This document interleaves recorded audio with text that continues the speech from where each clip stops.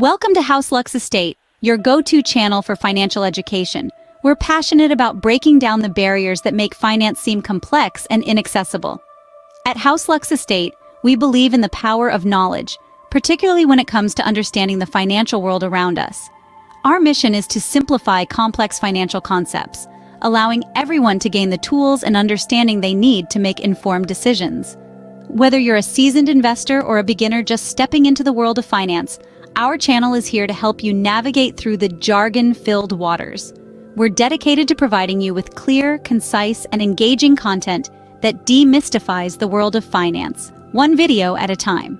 So, whether you're here to learn, to grow, or just to satisfy your curiosity, you're in the right place.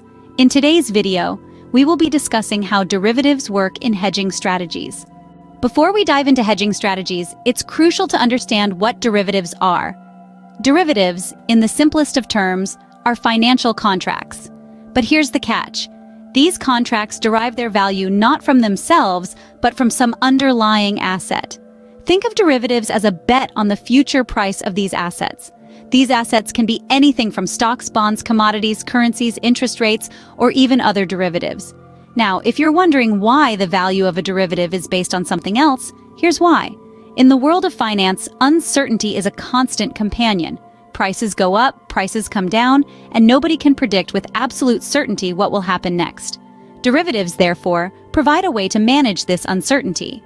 They allow parties to lock in prices for future transactions, thus providing a degree of financial stability. Now, derivatives come in various shapes and sizes.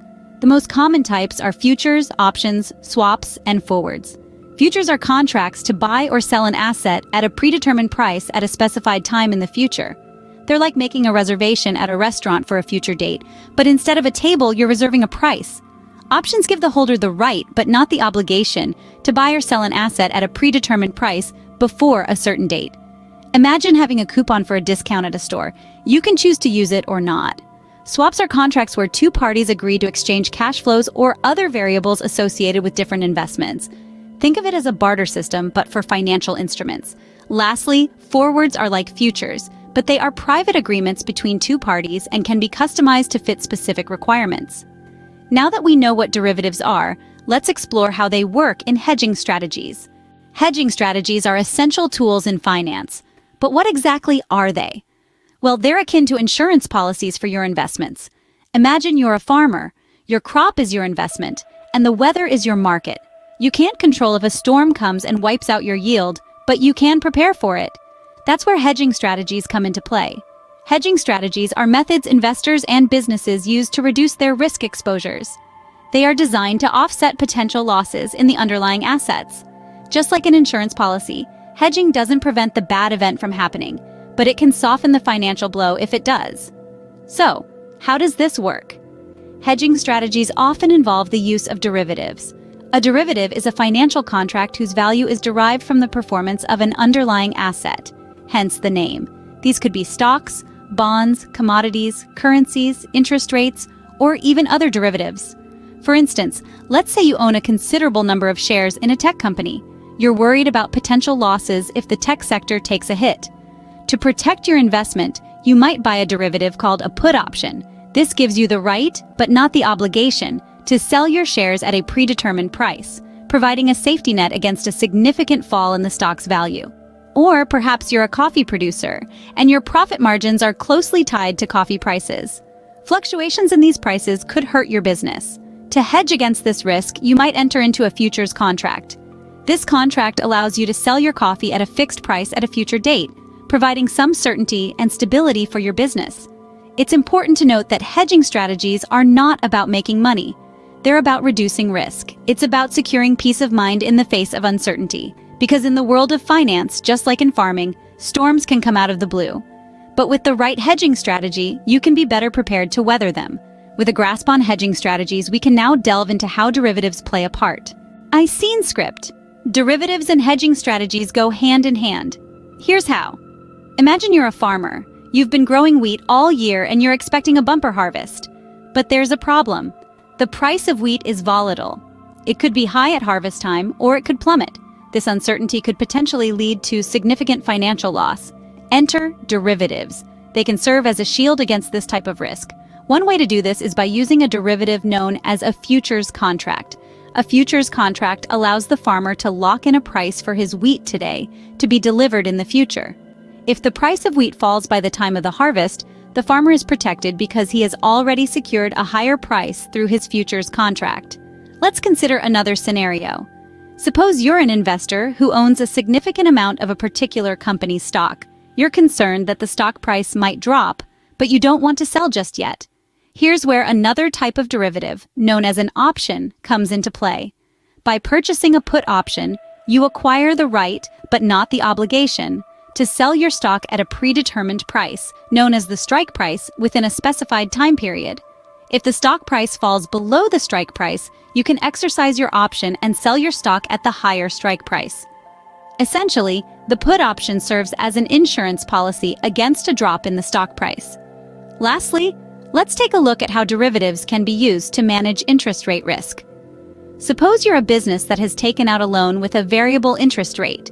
You're worried that if interest rates rise, your loan repayments will increase, putting a strain on your finances. To manage this risk, you could enter into a swap, another type of derivative. In an interest rate swap, you agree with another party to exchange your variable interest rate for their fixed rate.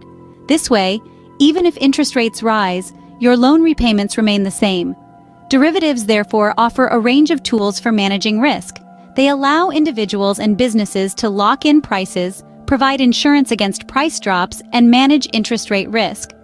It's important to remember, though, that while derivatives can reduce risk, they can also introduce new risks if not used carefully. For example, if the price of wheat rises instead of falls, the farmer who locked in a lower price with a futures contract might end up losing out on potential profits. Similarly, the investor who buys a put option might lose the premium paid for the option if the stock price doesn't fall. So, while derivatives can be powerful tools in hedging strategies, they should be used with caution and a thorough understanding of the potential risks and rewards.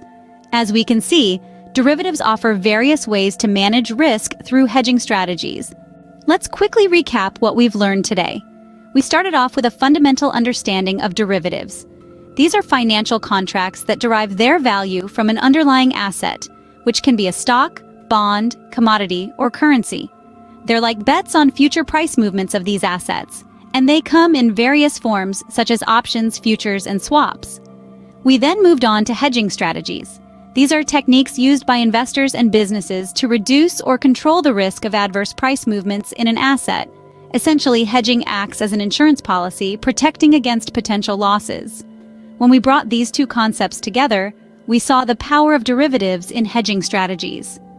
Derivatives allow investors and businesses to lock in prices for future transactions, cushioning them from the volatility of the financial markets. They can be used to hedge against a variety of risks, such as interest rate risk, currency risk, and commodity price risk. For example, if a company is concerned about potential increases in the price of a commodity it requires for its production process, it can enter into a futures contract to buy the commodity at a fixed price at a future date. This way, even if the price of the commodity rises in the future, the company will be protected from this increase. Similarly, an investor worried about a potential decline in the value of a stock they own can buy a put option, which gives them the right to sell the stock at a fixed price within a certain period. If the stock price does fall, they can exercise their option and sell the stock at the higher fixed price, thus limiting their loss. In conclusion, derivatives are a powerful tool in hedging strategies, allowing for effective risk management in an uncertain financial landscape. They provide a way to navigate and even profit from market volatility rather than being at its mercy. Thank you for joining us on HouseLux Estate. Don't forget to subscribe for more financial insights. Until next time, keep learning.